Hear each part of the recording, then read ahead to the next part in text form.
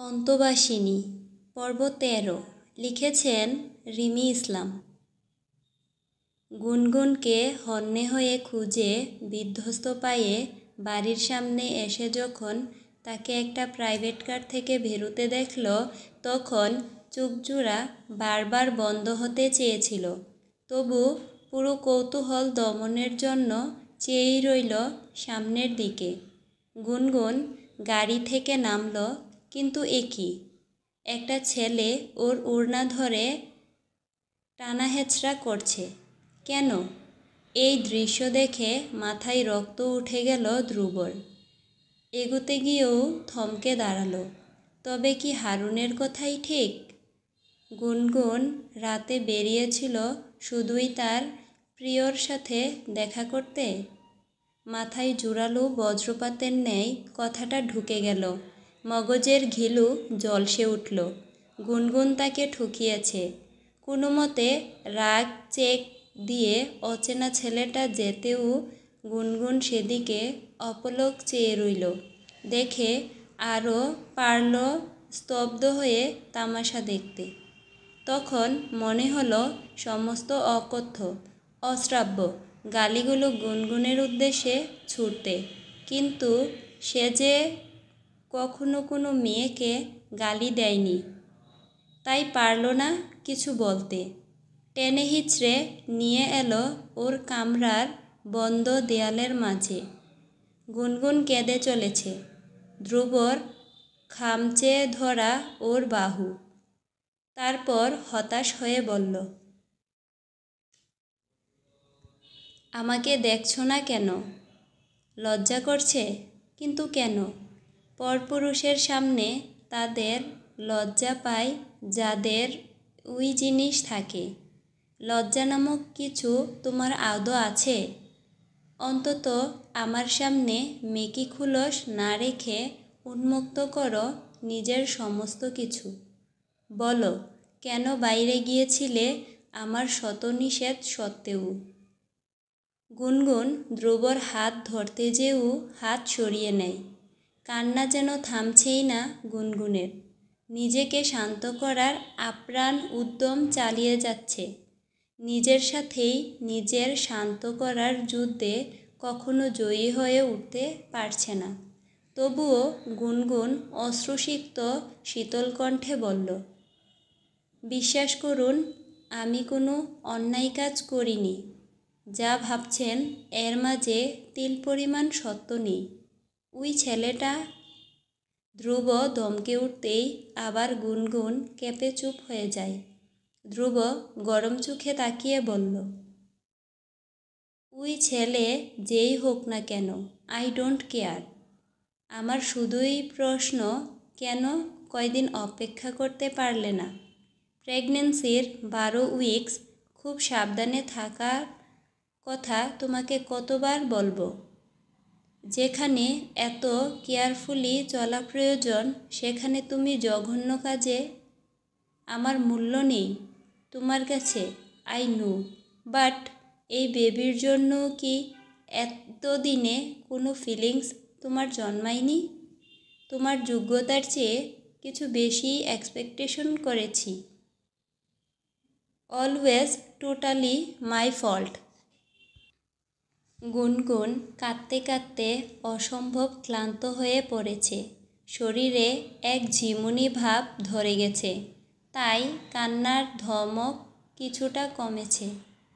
কানের ভেতর ধ্রুবর কথাগুলো ঢুকলেও নির্দিষ্ট করে মস্তিষ্কের নিউরনে পৌঁছে উদ্দীপনা জোগাতে পারছে না। মস্তিষ্কের অর্ধেক স্নায়ু এরই মাঝে ঘুমিয়ে পড়েছে। বিকেল থেকে গুনগুন একদণ্ড বিশ্রামের অবকাশ পায়নি। প্রথমত বাড়ির লোকজনের তাকে ছোড়া কটূক্তি, তারপর বাড়ি ছেড়ে বেরিয়ে পড়া। এখন আবার ধ্রুবর কটুকাটব্য শুনতে শুনতে শরীর তার হাল ছেড়ে দিয়েছে। শুধুই কি শরীর, গুনগুন নিজেও এবার হাল ছেড়ে দিয়েছে। টলমল মাথা সমেত দেহটা এলিয়ে পড়ল ধ্রুবর বুকে। কি অদ্ভুত! মানুষ যার কাছে প্রচণ্ড কষ্ট পায়, তারই কাছে অবশেষে আশ্রয়টুকু খুঁজে বেড়ায়।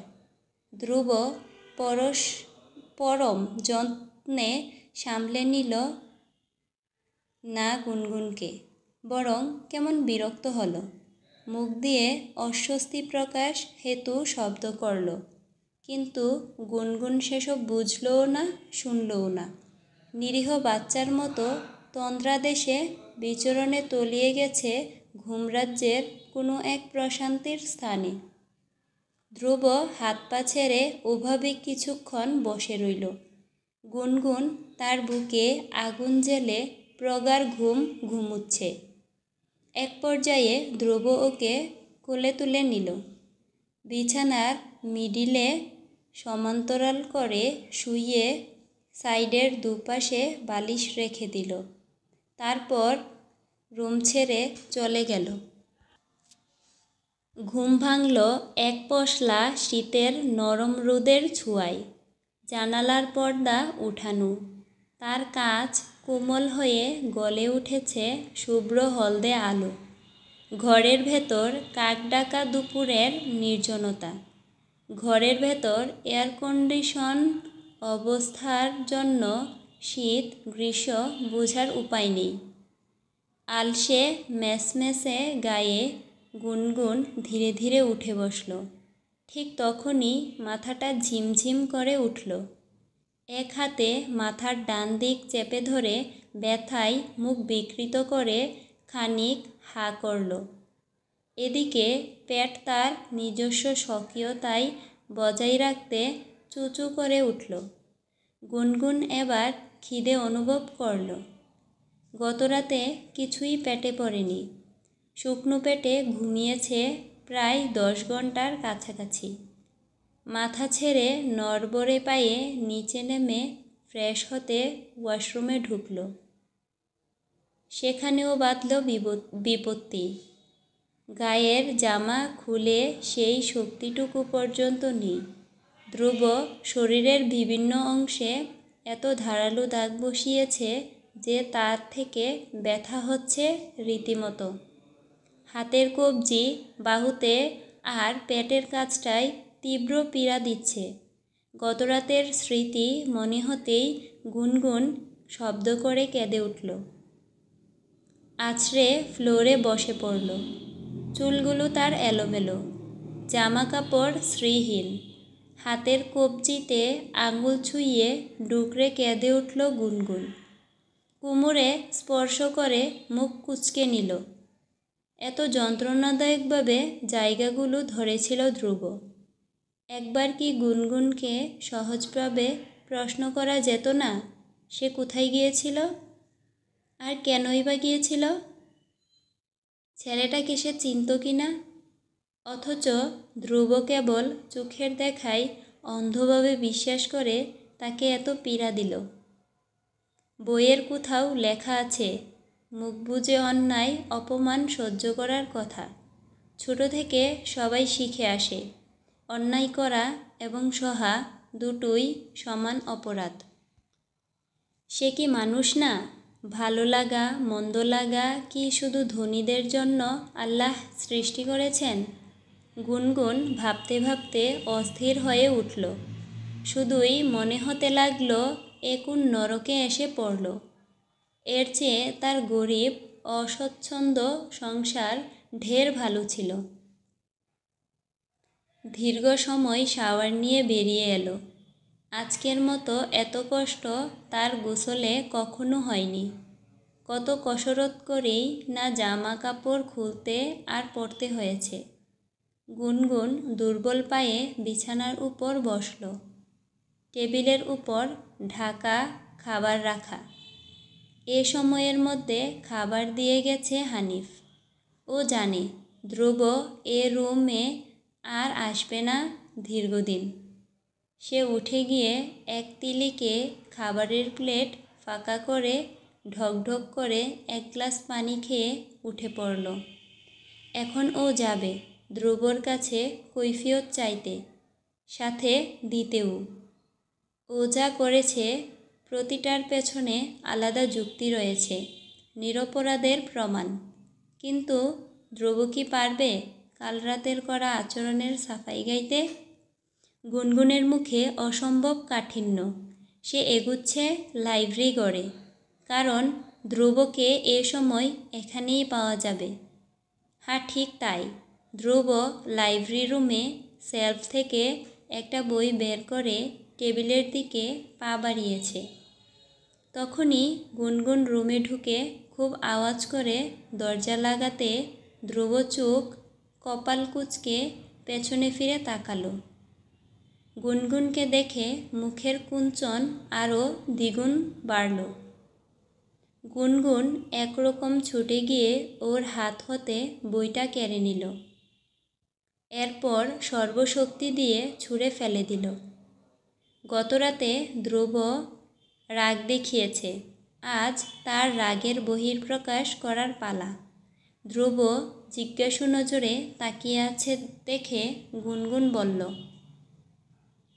বাহ, এতক্ষণেও কিছুই বুঝেননি কেন এমন করছি আমি? আপনার কি মনে হয় কেন এমন করতে পারি? ধ্রুব চোখ ঘুরিয়ে তাচ্ছিল্যের ন্যায় বলল। অতঃপর গুনগুনকে পেছনে ফেলে সামনে পা বাড়াতে গেলেও ওর টি শার্ট টেনে ধরল গুনগুন।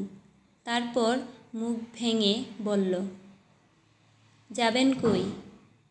আগে আমার সব প্রশ্নের ঠিক ঠিক উত্তর দেন, তারপর দুনিয়ার যে রাজ্যে খুশি চলে যাবেন।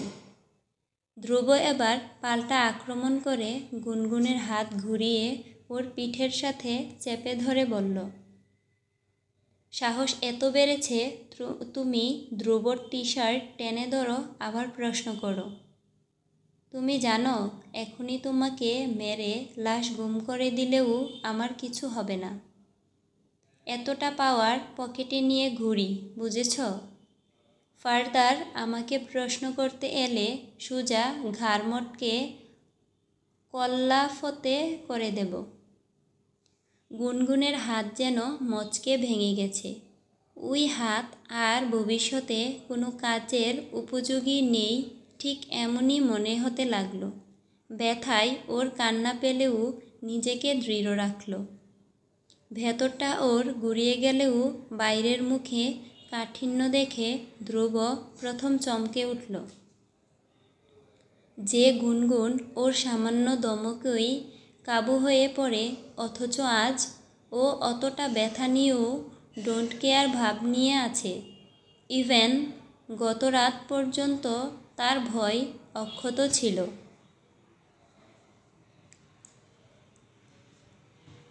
অন্তবাসিনী পর্ব 14 লিখেছেন রিমি ইসলাম। গুনগুন হাত ছাড়ানোর যথাযথ প্রচেষ্টা করে যাচ্ছে দেখে ধ্রুব আরও কাছে টেনে আকস্মিক তাকে কোলে তুলে নিল। এদিকে ওর এহেন কাণ্ডে গুনগুনের গা জ্বলে যাচ্ছে। ওর স্পর্শ কুটকুট করে শরীরে ছিদ্র সৃষ্টি করে সূক্ষ্ম ব্যথা তৈরি করছে।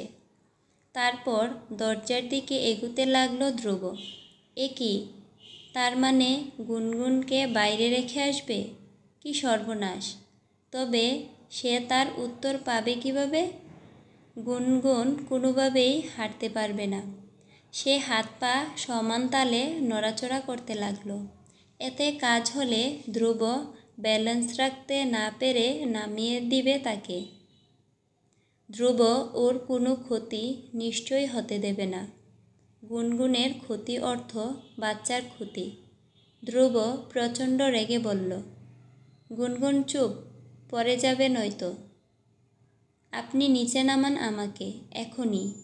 আমি প্রশ্নের উত্তর চাই। ধ্রুব ওকে কুলে নিয়ে দরজার বাইরে এসে নামিয়ে বলল, নিজের রুমে যেয়ে উত্তর খুঁজো। এখানে আর কখনো আমার সামনে আসবে না।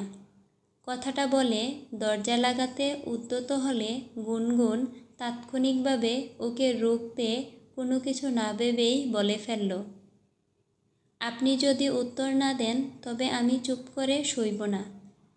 প্রথমে নিজেকে ক্ষতবিক্ষত করব, তারপর বাচ্চাকে। I warn you. What did you say? চোখের দৃষ্টি তীব্র প্রশ্নবোধাত্মক করে অদ্ভুতভাবে তাকিয়ে রইল ধ্রুব। গুনগুন ভেজা ঢুক গিলে বলল, কত বড় ভুল কথা সে ওর মুখ ফসকে বেরিয়েছে সেটা এখন অনুমান করতে পারছে। ওর নিজের কোনো ক্ষতি হলেও ধ্রুব তোয়াক্কা করবে না, কিন্তু অনাগত বাচ্চার সাথে ধ্রুবর মায়া কম, জিদ বেশি জড়িত। একটুকু গুনগুন বুঝেই নিজেকে ধ্রুব আহমেদ একগুঁয়ে জেদি মানুষ। তার কাছে জীবনের চেয়ে অ্যাটিটিউড এবং জিদ বৃহৎ। ধ্রুব হেসে হেসে বলতে লাগলো, you shouldn't say that. You have no right to kill my part what in you. আমি তোমাকে ফাঁসিতে টাঙাবো, একবার ভাববো না গুনগুন? তোমার এটা বলা অন্যায় হয়েছে। টাকা রোজগারের তাগিদে প্রয়োজনের খাতিরে আমার অফার লুফে নিলেও বয়ফ্রেন্ডের কথা একদম মাথা থেকে বের হয়ে গিয়েছিল। এখন দেখছ টাকাও আসছে, তোমার ফ্যামিলির একমাত্র ক্যারেক্টার তোমার বাবাও সকল বিলাসবহুল জীবনযাপন করছে। তখন নতুনভাবে প্রেম উথলে উঠেছে, তাই তো? তাই যার জন্য এত অঢেল টাকা তোমার হাতে, সেই অস্তিত্বকেই মিটিয়ে দিতে চাইছো। Wow, great! তাহলে তোমার নামে খোলা অ্যাকাউন্টে যে টাকা জমা পড়েছে সেগুলো ভ্যানিশ করে দেই, কি বলো? গুনগুন উপেক্ষাপূর্ণ হেসে উত্তর দিল, আমাকে টাকা ভ্যানিশ করার ভয় দেখিয়ে কাজ নেই স্যার। টাকার বিনিময়ে নিজেকে বিক্রি করার চেয়ে শ্রেয় সেই উৎস শেষ করে ফেলা। খুব বেশি দাবি নেই আমার, শুধু নিজেকে নির্দোষ প্রমাণ করে গায়ের দুর্গন্ধ দূর করব, আর আপনার অপরাধ আঙুল তুলে দেখাবো। এত কনফিডেন্ট? Okay, am in. আজ তোমার আর আমার মাঝে একটা ম্যাচ হয়ে যাক, সত্য এবং মিথ্যার ম্যাচ। তুমি জিতলে যা বলবে তাই করব, কখনো কোনো প্রশ্ন করব না। কিন্তু আমি জিতলে তোমাকে এরপর থেকে তালাবদ্ধ ঘরে বন্দি থাকতে হবে। ভেতরে এসো। গুনগুন ভেতরে ঢুকলো হাসি মুখে। ভেতরে ঢুকে সেন্টার চেয়ারে ধ্রুব বসল এবং অপরটাই সে। ধ্রুব শুরু করলো, ওকে, স্টার্ট। এখন বলো, কি জিজ্ঞেস করবে সেটাই তো বুঝতে পারছি না। আচ্ছা বলো, বাড়ি থেকে কেন বেরিয়েছিলে? গুনগুন ক্রসভাবে বসে থাকায় উত্তর দিতে সুবিধা হবে। ধ্রুব ওর মুখের দিকে তাকালো না, আর গুনগুনও সেদিকে না চেয়ে বসে রইল। গুনগুন হাতে হাত ঘষতে ঘষতে বলল, ঘুমিয়েছিলাম, হঠাৎ শুনলাম আপনি খুব শোরগোল করছেন, তাই অনিচ্ছা নিয়ে দেখতে এলাম হলরুমে কি হচ্ছে।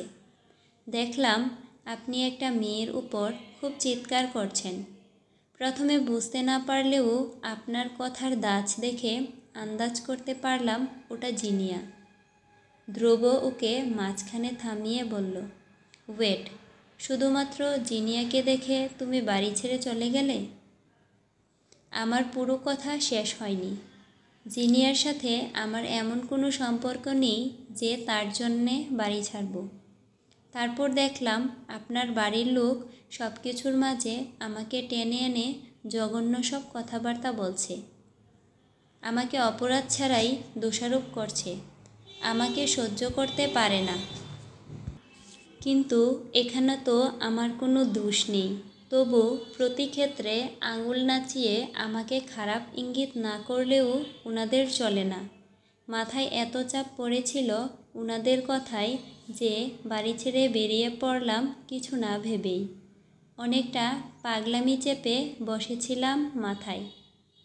আমি জানি এতে নিজের নির্বুদ্ধিতার প্রমাণ দিয়েছি, কিন্তু আপনি একটাবার প্রশ্ন করে দেখতেন আপনার ধারণা সত্যতা কতটুকু, তাহলে এত হয়রানি হতো না। ধ্রুব হতবাক হয়ে বসে রইল, অর্থহীন চোখে চেয়ে বলল, তাহলে সেই ছেলেটা যার গাড়ি থেকে নামছিলে, পরিচিত নিশ্চয়ই? তা না হলে তোমার ওড়না ধরে টানাটানি করার সাহস পায়? অপরিচিত একজন পথিক, যার সাথে অদ্ভুতভাবে দেখা হয়ে যায়। আমি এলোমেলোভাবে এগুতে যেয়ে গাড়ির নিচে চাপা পড়তে যাচ্ছিলাম প্রায়, আর তখনই ওই তুষার নামক ছেলেটা আমাকে বাঁচায়। এরপর আমাকে বাড়ি পৌঁছে দেওয়ার অফার করে। এর বেশি কিছুই নেই আমাদের মাঝে। থাকলে আপনি পূর্বেই টের পেতেন। কখনো আমায় দেখেছেন ঘন্টা ধরে ফোনে কারোর সাথে আলাপ করতে? কোন প্রমাণে আমার চরিত্রের উপর দাগ লাগালেন? আর ওড়না ধরে টেনেছিল, এটা তার কৃতকর্ম। এর পেছনে আমার হাত ছিল না। একটা ধন্যবাদ পেতেও এই ছেলে মানুষই করেছিল। কিন্তু আমি তার বিনিময়ে ওকে অনেক কথাও শুনিয়েছি। আপনি শুধু ওড়নার টানাটানি দেখলেন, তার সাথে আমার করা রুড আচরণ চোখে পড়ল না? আপনি প্রথমেই ভেবে ফেলেছিলেন এই মেয়েটা দুশ্চরিত্রা, একে বিশ্বাস করা চলে না। তাই আপনি কেবল খারাপ চিন্তা করে নেগেটিভ দিকগুলোই দেখেছেন। এর বেশি ব্যাখ্যা দেওয়ার প্রয়োজন নেই। ধ্রুব সজোরে টেবিলে মুষ্টিবদ্ধ আঘাত করল। চমকে তাকালো গুনগুন ওর পানে। ছেলেটা এমন কেন? হঠাৎ হঠাৎ চমকে দেয় তাকে। নিজেও ধোঁয়াশার জগতে বিরাজ করে, অপরকেও ধোঁয়াশার মাঝে রাখে। ধ্রুব নিজে কিছু বলার আগেই গুনগুন তাকে এবার প্রশ্নবিদ্ধ করল। Now it's my turn. আপনি গতরাতে আমার সাথে যা করেছেন তা কি অন্যায় না ন্যায়? সেটা কি ফিজিক্যাল টর্চার ছিল না? ধ্রুব চেয়ার ছেড়ে উঠে পড়ল। কথা বলার সময় গুনগুনের লাল ফোলা কবজি ওর নজর এড়ায়নি।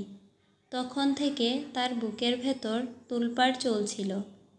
সবশেষে গুনগুনের বিশ্লেষণে সে এতটাই দমে গেছে যে কিছু বলার মতো মুখ তার নেই। কী বা বলবে? সে যা করেছে সেটা গুরুতর অন্যায়ের মাত্রা ছাড়িয়ে তার উপর যদি কিছু থাকে তাহলে সেটা।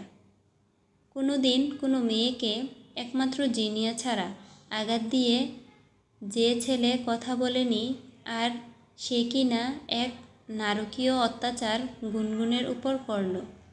নিজেকে যাচ্ছে তাই গালি দিলেও ক্ষান্ত হচ্ছে না মন।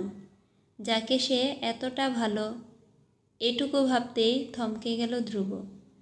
শব্দটুকু সম্পূর্ণ করলে হবে ভালোবাসা।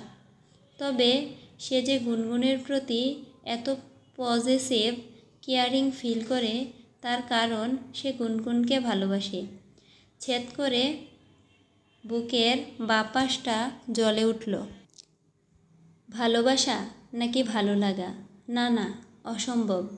নিশ্চয়ই এটা ভালো লাগা। বেশ কিছুদিন যাবৎ একই ছাদের তলে থেকে একে অপরের প্রতি আকৃষ্ট হওয়া স্বাভাবিক ব্যাপার। কিন্তু ভালোবাসার মতো গভীর বিষয় জিনিয়ার পর ওর লাইফে আসতে পারে কি? এ যে এক পাহাড় সম চাপ অনুভবের মতো ব্যাপার স্যাপার তার জন্য। এ পর্যন্ত ভাবতেই ব্রেনের কর্মক্ষমতা শিথিল হয়ে পড়ল। এদিকে গুনগুন ধ্রুবর একটা মন প্রসন্ন উত্তর পেতে চাতক পাখির মতো হা হয়ে চেয়ে আছে। ভেতর থেকে অধৈর্য হয়ে পড়েছে। ছেলেটা অযথা সময় নষ্ট করছে, কিন্তু উত্তর দিচ্ছে না। উত্তর যদি হ্যাঁ হয় হ্যাঁ বলবে, আর যদি না হয় তবে না বলবে। এতে এত ভাবনা চিন্তা করার কিছু পেল না গুনগুন। অপেক্ষার পাল্লা অত্যাধিক ভারী হয়ে উঠলে ধৈর্যচ্যুত হয়ে বলল, আপনি এভাবেই মূর্তি হয়ে দাঁড়িয়ে থাকবেন না, কিছু বলবেন। হয়তো শেষে আপনার উত্তর হবে, ধ্রুব আহমেদ কখনো তার কোনো কাজের জন্য গিল্টি ফিল করে না। এই তো বলবেন। যে মানুষের অপরাধবোধ নেই সে কখনো মানুষ হতে পারে না। হয় সে পাষাণ কিংবা হার্টলেস মনস্টার, তবুও মানুষ নয়। আমার বাড়ি থেকে এভাবে বের হওয়া ভুল ছিল বলে আমি স্বীকারও করে নিয়েছি, অথচ আপনি পারছেন না। মানুষ কেবল স্তরে উঁচু নিচু তলেই হয় না, মনের দিক থেকে যে কত উঁচু সেটাই প্রধান। আমার তো ভাবলেও দম বন্ধ বন্ধ লাগছে যে একই ছাদের তলায় 9 মাস আপনার মতো হৃদয়হীন মানবের সাথে কাটাতে হবে। গত রাতের মতো আপনার আচরণ অব্যাহত থাকলে মনে হয় না আমি পারবো এখানে থাকতে। এতগুলো কথা অনর্গল শুনিয়ে গুনগুন লাইব্রেরি ঘর ছেড়ে বেরিয়ে এলো। ছেলেটার সাথে কথা বলা বেকার। যার বিবেক অনুতপ্ত নয় সে আবার মানুষ নাকি? আজ তো এক খবিশ। মনে মনে খবিশ নামটা 2-3 বার আওড়ে নিল গুনগুন।